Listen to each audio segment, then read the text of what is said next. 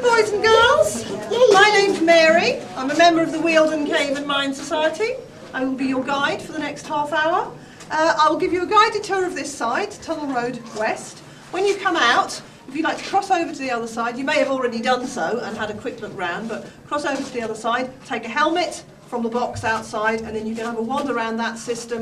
It's self-guided, which means you can take as long or as little as you want. Just a couple of safety points before we start off. The tunnel is well lit, and I do have some extra lighting if you feel you need it, or if you want me to shine a light on something you can't quite see. The floor is a little bit uneven, and in places where there's a gentle slope with the sand on it, it makes it a little bit slippery, so please take care. At the very end of the system, I will remind you again about this, at the very end of the system there is a section with a very, very sandy floor, and it's tempting to try and pick the sand up, but please don't. There is a lot of broken glass in there, and we've attempted to clear it all up, and I'll tell you more about that when we get down there, but please don't touch the sand on that floor in that section. And as you're going around, I'd ask you to try to avoid bumping or rubbing the walls or touching them too much, because we've got a lot of nice bits of graffiti and carvings, and they're gradually deteriorating over time, so we want to preserve them as long as possible. And finally, if you've got any questions, or I'm not explaining things, or you can't hear what I said, please feel free to interrupt, attract my attention or whatever, and I'll do my best to answer your questions. So if you'd like to follow me, we'll start.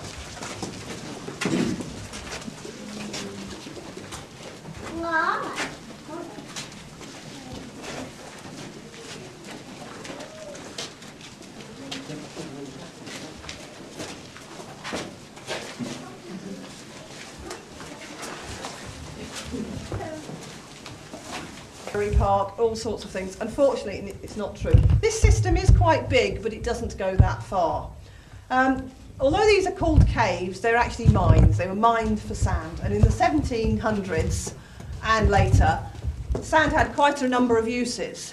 So people around the area would want to make a quick buck. It was probably a quick penny or a quick halfpenny or something like that. They would scrape up some sand. They'd bag it up. They would either sell it on or they would use it themselves. But it had a number of uses. It was a good scouring agent, a bit like Vim for cleaning out your pots and pans.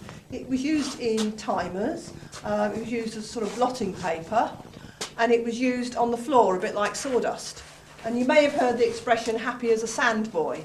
And that's because the little lads who delivered their bucket of sand to the pubs, or whoever used it, used to get a glass of beer in return. So at the end of the day, they'd be very, very happy. Well, that sounds good, doesn't it? One of your parents will let you do that. So that's how that expression came around.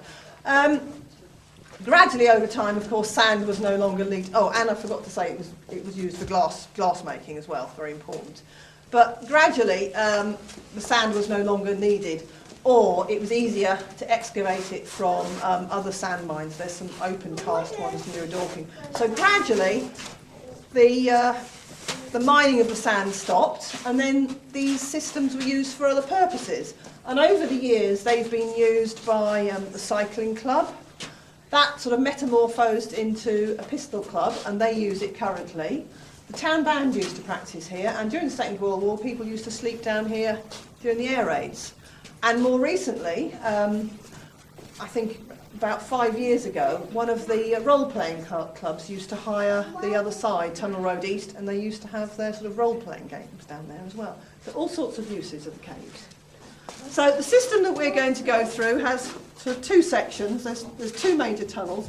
We're looking down the first one, and at the end you can see one of the targets that's used by the pistol club. So if you'd like to follow me down, we'll go to that end and I'll tell you a little bit more. Down to the end, you can see this target more closely, and you'll notice that there's sand behind it, but it's not Reigate sand. There are certain regulations about the quality of sand that has to be used in these targets. Reigate sand doesn't meet that criteria, so it's ironic that they've actually had to ship in sand into a sand mine. If you stand and look back up the passageway and just look around the walls and everything, you'll see there's lots and lots of, there's lots of pick marks on the ceiling. There's lots of bits of graffiti all around. As we go through the system, you'll notice some of this graffiti looks quite modern, and some of it, certainly at the far end, is a lot older. And you'll see these nice pick marks, the marks made by the miners as they chipped away to get at the sand. If you look back up this passageway, you can see, well, first of all, the architecture. Just make a note of that, because as we go round, you'll see the architecture changes. This has got very straight walls, very low ceilings. When we go further round, it's got much larger arches. But on either side of this passageway, you'll see there's little alcoves, and there were little tunnels leading off. And particularly on the right-hand side, those tunnels backed onto the businesses, the shops and the banks in Reigate High Street. And about 20 or 30 years ago, one of our club members was down here doing some work in one of those little alcoves. And he came across what looked like a bank vault. Well, there's two banks on the high street, so he went up to one of them and was asked to speak to the bank manager and explain what he'd found. And the bank manager was a bit sceptical. So the bank manager went down to his vault, and Stuart came back down here, and they could actually communicate. So Stuart went back up again, and I think the bank manager was much more accommodating, offered him tea and biscuits and things like that. But since then, that particular side has been totally secured up, so you can't get in there. And you'll see there's very sturdy breeze block walls all the way along that section. And at the end of the day, when we clear up, we do make sure there's no people in here chipping away at those walls. And a couple of years ago, I had a very nice story from a gentleman on one of my tours. And when he was young, it was during the Second World War, and he was a schoolboy, and the air raid warning went off, so the teacher brought them all down here. And then when the all clear went, they came out, and the teacher said, "Aha, I know a different way out," and came out and popped up through one of the banks and just came out through the tellers' desks. You can't do that anymore, unfortunately. So, if I can just get past, if you'd like to. So we've gone down the first one. We're going to go back round the second one, and we're going to avoid, well, we can't go, there's an area in the middle that we're going to go round, and that corresponds to an area round here, just behind you.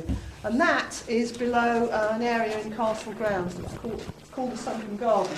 And it used to be a cricket pitch, and I think in the mid-1800s, the cricket team were playing out there one day. It started to rain, so they went indoors. When they came out again, their cricket pitch had collapsed. And that's what we've got there, which is a sort of sunken area. And we're actually going to go round that. So if we continue on, it's quite noticeable when you go into almost any cave system.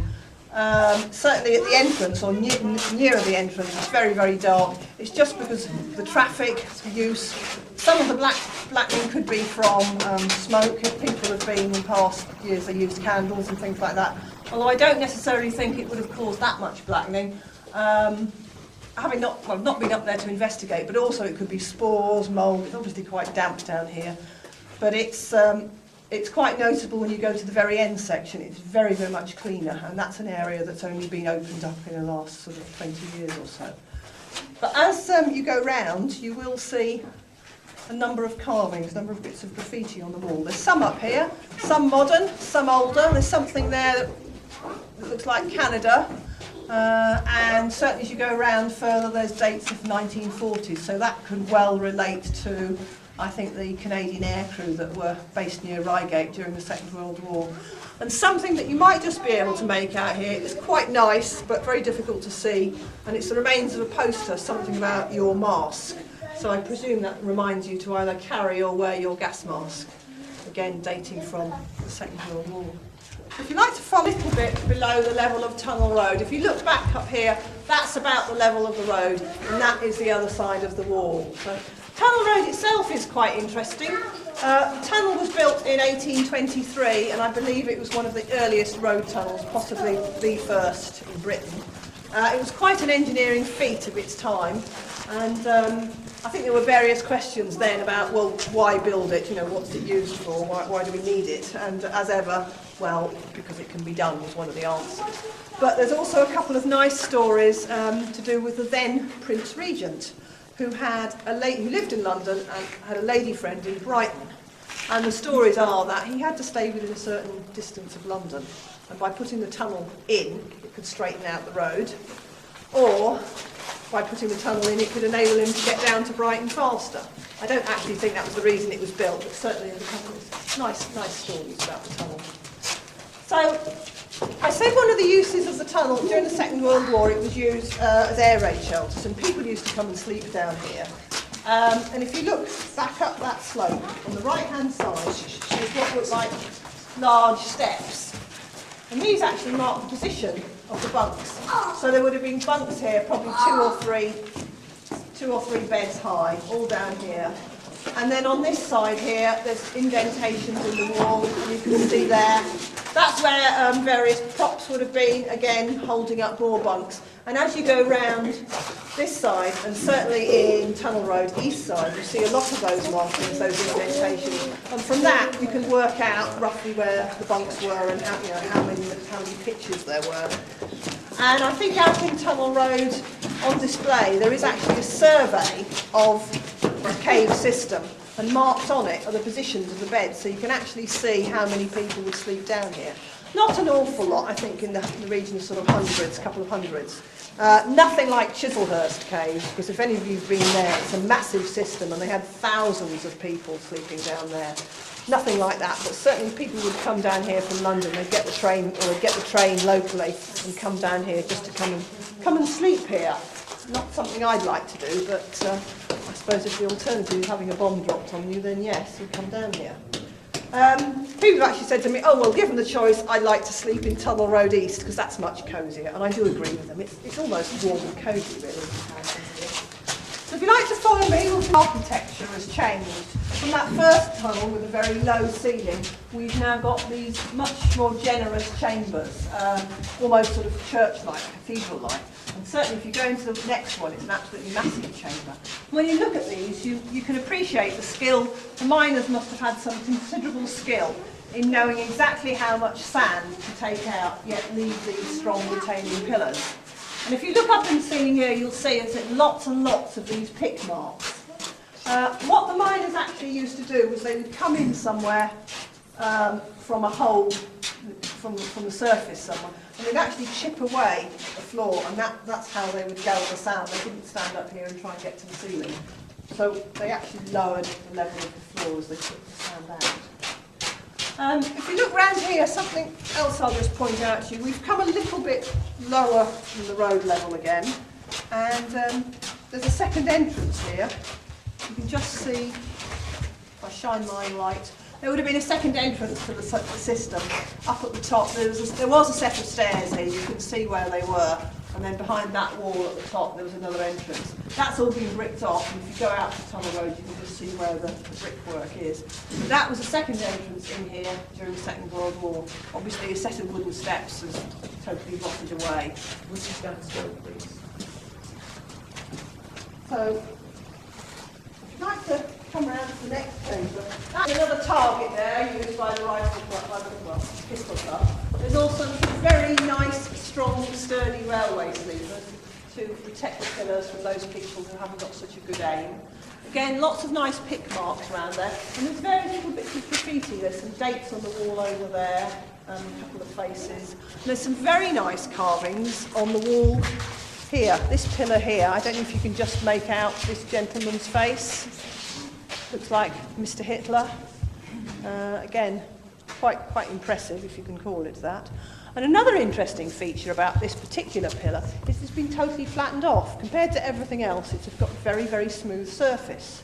I'm not sure why. Somebody actually suggested it could have been used as a cinema screen. And certainly that's a possibility. If people were down here during the Second World War, they would have either needed entertainment or needed, be provided with information. So it's a theory. Got no idea whether it's true or not, but certainly it's a nice theory. So if you want to have a little wander around, I'll let you have a look around in your own time. Just stay within this area and have a look around that pillar. It's a bit too dark and there's not enough light over there, but do have a wander around. See, there's a mound of sand, and that's the edge of this sunken garden area. And with that sinking, that actually closed off a section. And we're going to go through it. We're going to go through that small tunnel there. That was man-made recently, I say 20, 30 years ago. And with that, it opened up the furthest end of the system. When we go in there, you'll see the architecture, well, it's quite different. Also, this is where I said the floor is very, very sandy, and it's very tempting to pick it up, but I'd ask you not to, because there's lots of bits of broken glass in there.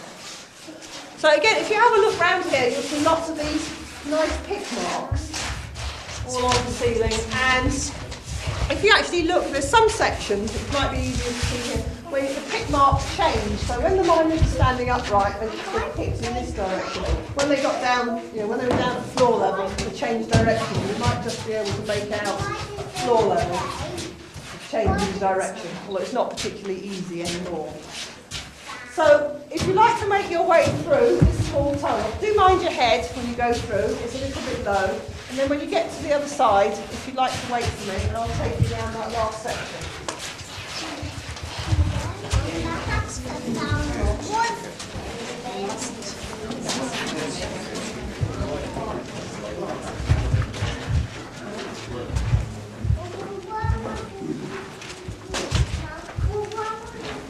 You get a feel for how we've been working in.